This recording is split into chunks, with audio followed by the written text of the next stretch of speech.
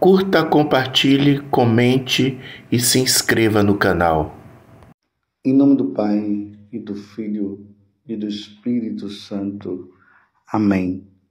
Naquele tempo, Jesus começou a ensinar de novo às margens do mar da Galileia. Uma multidão muito grande se reuniu em volta dele, de modo que Jesus entrou numa barca e se sentou, enquanto a multidão permanecia junto às margens na praia. Jesus ensinava-lhes muitas coisas em parábolas. E em seu ensinamento dizia-lhes: escutai. O semeador saiu a semear. Enquanto semeava, uma parte da semente caiu à beira do caminho. Vieram os pássaros e a comeram. Outra parte caiu em terreno pedregoso, onde não havia muita terra. Brotou logo, porque a terra não era profunda, mas, quando saiu o sol, ela foi queimada, e como não tinha raiz, secou. Outra parte caiu no meio dos espinhos. Os espinhos cresceram, a sufocaram, e ela não deu fruto. Outra parte caiu em terra boa e deu fruto, que foi crescendo e aumentando, chegando a render 30, 60 e até 100 por um. E Jesus dizia: quem tem ouvidos para ouvir, ouça. Quando ficou sozinho, os que estavam com ele, junto com os 12, perguntaram sobre as parábolas. Jesus lhes disse: a vós foi dado o mistério do reino de Deus. Para os que estão fora, tudo acontece em parábolas, para que olhem, mas não enxerguem, escutem, mas não compreendam, para que não se convertam e não sejam perdoados. Lhes disse: vós não compreendeis esta parábola? Então, como compreendereis todas as outras parábolas? O semeador semeia a palavra. Os que estão à beira do caminho são aqueles nos quais a palavra foi semeada. Logo que a escutam, chega Satanás e tira a palavra que neles foi semeada. Do mesmo modo, os que receberam a semente em terreno pedregoso são aqueles que ouvem a palavra e logo a recebem com alegria, mas não têm raiz em si mesmos, são inconstantes. Quando chega uma tribulação ou perseguição por causa da palavra, logo desistem. Outros recebem a semente entre os espinhos. São aqueles que ouvem a palavra, mas quando surgem as preocupações do mundo, a ilusão da riqueza e todos os outros desejos, sufocam a palavra e ela não produz fruto. Por fim, aqueles que recebem a semente em terreno bom são os que ouvem a palavra, a recebem e dão fruto. Um dá 30, outro 60 e outro 100 por um. Palavra da salvação, glória a vós, Senhor. Meus irmãos e minhas irmãs, estamos no capítulo 4 do Evangelho de São Marcos, versículo 1 até o 20º. E Jesus agora conta essa parábola, a parábola da semente. Ou melhor, isso, a palavra da semente, a palavra do semeador, como você achar melhor. O semeador que semeia. Jesus é aquele que coloca a palavra no coração. Essa palavra que todas as vezes quando nós padres celebramos a missa, nós terminamos dizendo, na hora que nós proclamamos essa palavra, nós dizemos palavra da salvação. E toda a comunidade responde: glória a vós, Senhor. Glória a vós, Senhor, por esta palavra que nos salva, que que foi colocada no nosso coração e que deve produzir cada vez mais frutos de salvação para nós. Diante de toda a explicação que nós já acabamos de ouvir, o que eu quero pedir hoje para mim e para você é que essa palavra anunciada, falada por nosso Senhor, ela encontre um terreno bom, que é o nosso coração, e que nós possamos ouvi-la e guardá-la no nosso coração. Porque você viu na explicação aqui, Jesus diz o seguinte, que essa palavra, ela é colocada, ela é anunciada, é colocada no nosso coração, mas ele diz que Satanás, ele vem e tira a palavra de Deus do nosso coração. Olha aqui as duas missões. A missão de Jesus é anunciar a palavra que nos salva. Nós vimos esses dias que Jesus começa a pregação dizendo o quê? Chegamos no tempo da plenitude, na plenitude dos tempos. Convertei-vos, mudai de vida e crede no Evangelho. Jesus, ele começa a sua pregação nos convidando à conversão. Ele traz a palavra que nos salva, como eu disse. Convertei-vos, mudai de vida, mudai essa mentalidade. Então, nós temos acompanhado aí o Evangelho de São Marcos e nós temos visto. Jesus está constantemente anunciando a palavra, a boa nova, o Evangelho. Anunciando a boa nova que salva. As pessoas estão todas atentas, ouvindo essa palavra. Essa é a missão de Jesus. Ele veio nos salvar. Mas aqui está dizendo que o diabo vem para tirar essa palavra. Se essa palavra não entra no nosso coração, se nós não ouvimos essa palavra, nós não nos salvamos. E aí nós nos deparamos nas situações de pecado, de desobediência a Deus. Foi isso que aconteceu lá no paraíso terrestre. Infelizmente, Eva tinha ouvido a palavra, não comam do fruto do conhecimento do bem e do mal, que está naquela árvore lá do centro, bem no centro do jardim do Éden. Não comam, porque se vocês comerem, vocês vão morrer. Essa é a palavra que foi semeada no coração de Eva, no coração de Adão. Palavra que salva. Mas o que foi que aconteceu? O demônio veio e fez com que Eva não ouvisse a palavra mais de Deus e ouvisse a voz dele. E quando ela ouviu a voz dele, o pecado entrou. A salvação ela perdeu. Vocês entenderam? A morte entrou no mundo através de Adão e através de Eva. A missão do demônio é fazer com que nossos ouvidos estejam tapados para nós não ouvirmos a palavra de Deus, e não ouvindo a palavra de Deus, nós não nos salvemos. Por isso que São Paulo, na carta aos Romanos, vai dizer que quem não houver quem pregue, não vai ter quem ouça, e quem não ouve vai se perder. Está entendendo? No Evangelho de São João, capítulo 10, versículo 10, lá diz que o demônio vem para nos roubar de Deus, destruir a nossa vida e nos matar. Mas Jesus veio para que nós tenhamos vida em abundância, nós tenhamos vida eterna.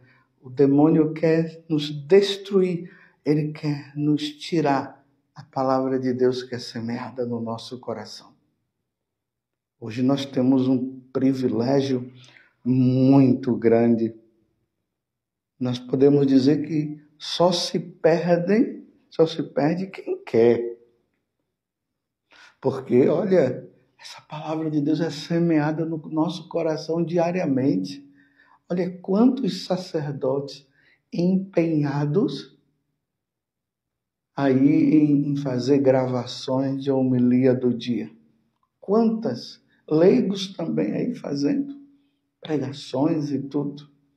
Quantos retiros, meus irmãos, são pregados diariamente e nos finais de semana ainda mais? Quantas missas celebradas diariamente? Quantos canais católicos ensinando a doutrina da igreja?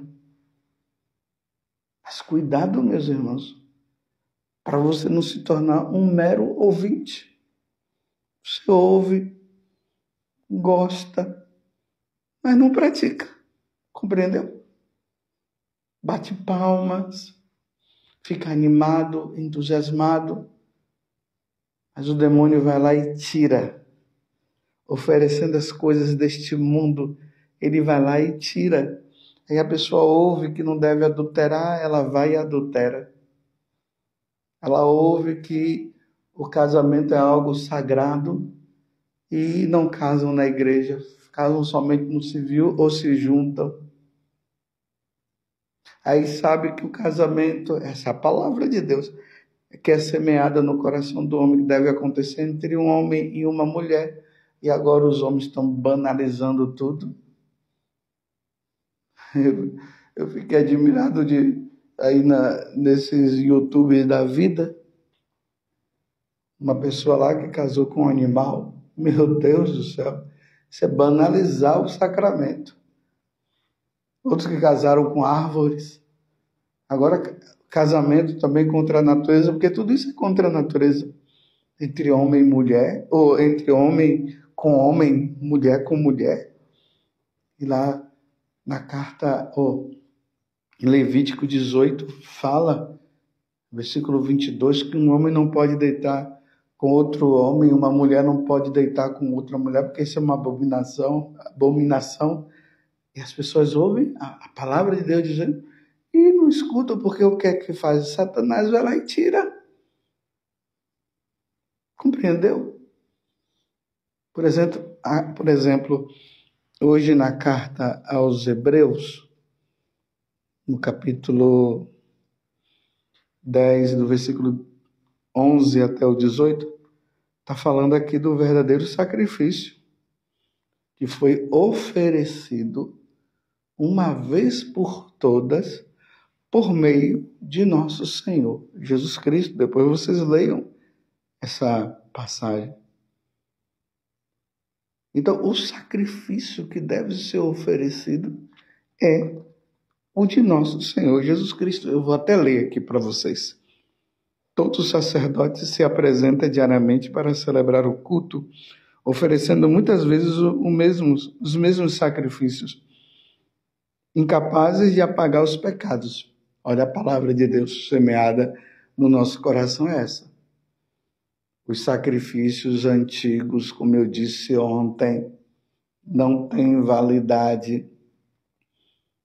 Então, nas religiões pagãs, tem lá os sacerdotes pagãos que fazem oferecimentos de sacrifícios. Você lembra que eu disse que tem umas religiões aí que ficam matando galinha e tudo mais? Aqui ele está dizendo, são sacrifícios inúteis, incapazes de apagar os pecados. Agora ele vai dizer, Cristo, ao contrário, depois de ter oferecido um sacrifício único pelos pecados, lembremos lá da Sexta-feira Santa, sentou-se para sempre à direita de Deus. Ele se ofereceu em sacrifício. Esse sacrifício foi aceito pelo Pai. Então, os sacrifícios das religiões pagãs não são aceitos. Vocês veem que eu estou baseando na própria palavra de Deus que está dizendo. porque a revelação divina se dá ali na palavra de Deus. Jesus veio nos ensinar a verdade. Então, Cristo, ao contrário, depois de ter oferecido um sacrifício único pelos pecados, sentou-se para sempre à direita de Deus. Não lhe resta mais senão esperar até que seus inimigos sejam postos debaixo de seus pés. De fato, com esta única oferenda, tá vendo? Essa única oferenda, esse único sacrifício, não mais aquele das religiões pagãs, que não salva ninguém. E ontem vocês ouviram dizer os sacrifícios oferecidos fora da Igreja Católica não têm validade. Se um católico sai da Igreja Católica e vai para essas falsas religiões oferecer, incorre em pecado mortal. Ou seja, se morre nessa condição sem o devido arrependimento, por ter feito isso, vai para o inferno. Simples assim. Por isso, se você é um católico que oferece esse tipo de sacrifício e você nunca confessou isso, você precisa confessar esse pecado. Senão esse pecado permanece. Então é preciso procurar um sacerdote. Nada de confissão comunitária não perdoa pecado, meus irmãos. Confissão comunitária não perdoa pecado.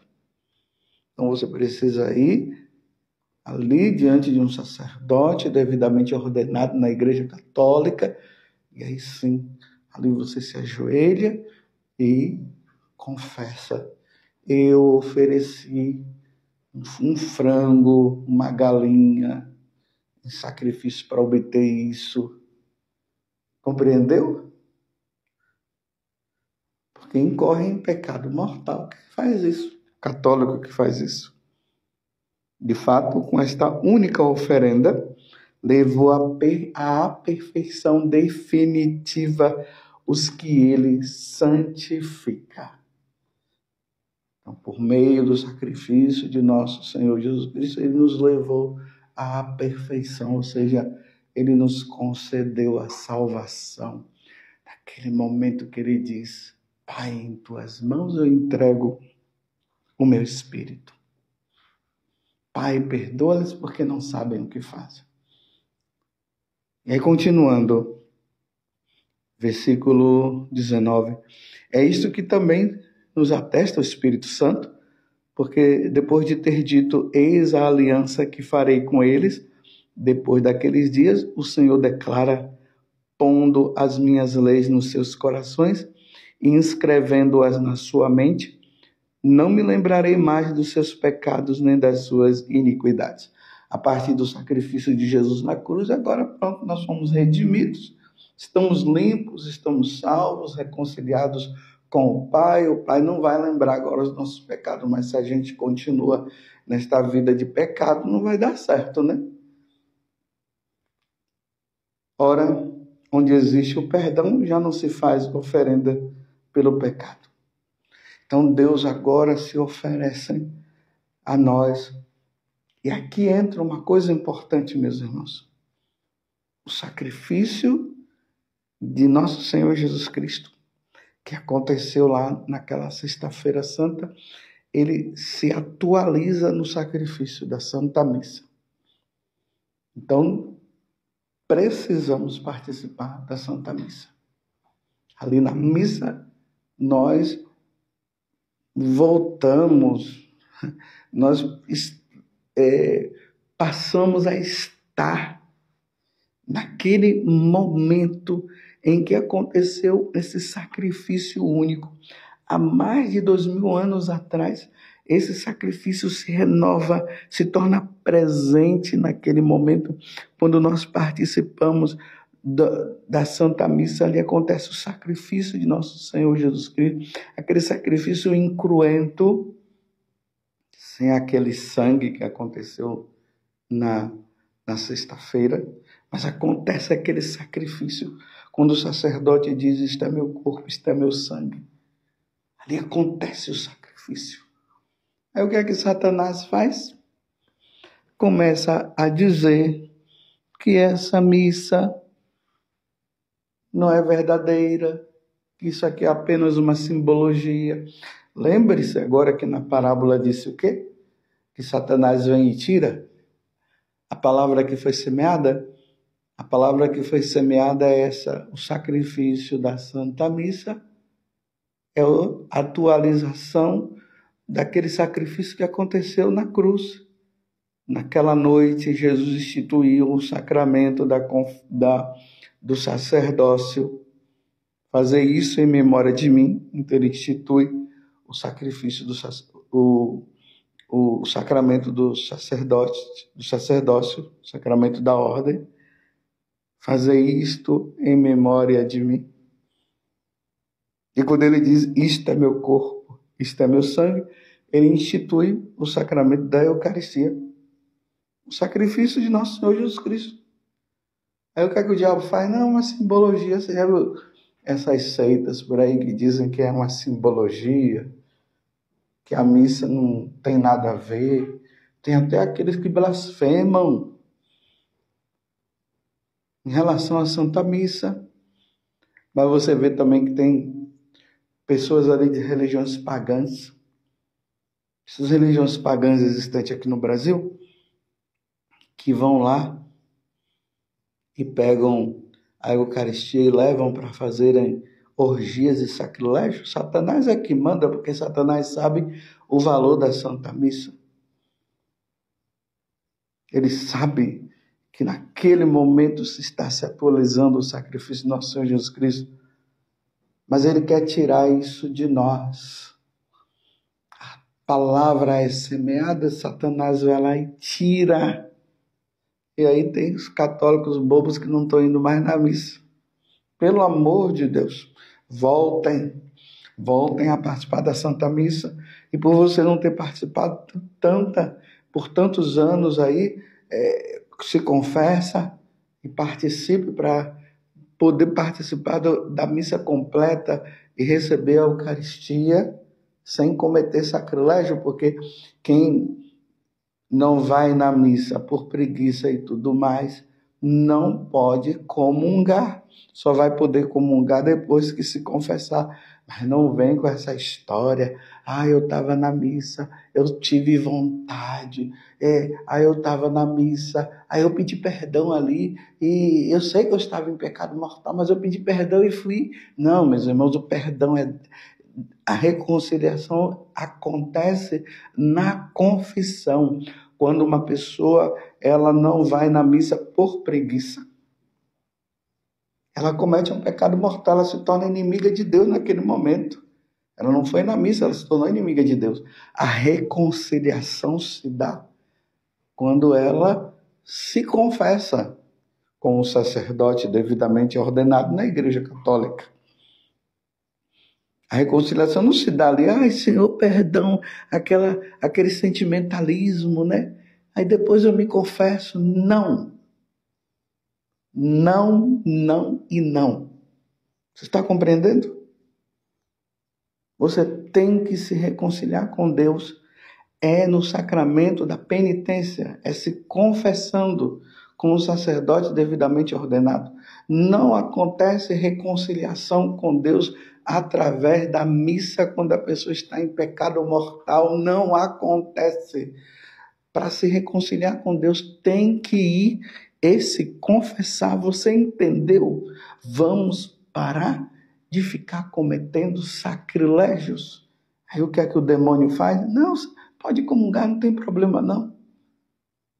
Ele tira a palavra para se cometer sacrilégio. Ó Virgem Santíssima, não permitais que eu viva nem morra em pecado mortal.